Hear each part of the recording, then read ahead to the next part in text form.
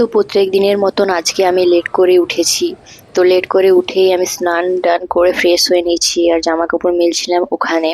তারপর এখানে এসে আমি পুজো স্টার্ট করে দিয়েছি, কারণ আমি তো প্রত্যেকদিন পুজো সেভাবে করি না, বাট আজকে অনেকটা টাইম ছিল, সেজন্য আমি ভাবছিলাম যে আজকে একটু ভালো করে ঠাকুরকে ডেকে নিই। তো সেজন্যই ডাকছিলাম। আর এই পুজো করতে করতে ৩ বার দেশলাই জ্বালাতে গিয়ে আমার হাত পুড়ে গেছে। তাও ধূপটা লাস্ট পর্যন্ত জ্বলেছে। এখানে ঠাকুরকে ডেকে বলছিলাম যে ঠাকুর আমার জীবনটা একটু যেন শান্তি আসে আর যেন অশান্তি না আসে। তারপর এখানে রেডি হয়ে গেছি কুর্তি পায়জামা পরে। তারপর এই সানস্ক্রিন মাখছি, আর যাই হোক আমায় প্রোটেক্ট করার মতন একমাত্র এই সানস্ক্রিনই আছে এবার। তো আমার এই গালের মধ্যে থপ থপ থপ থপ থপ থপ করে সানস্ক্রিন মেখে নিচ্ছি। তারপরে মাখবো এই ময়েশ্চারাইজার, যাতে আমার ফাটা ফ্যাকাশে হাতগুলো একটুখানি নরম নরম দেখতে লাগে।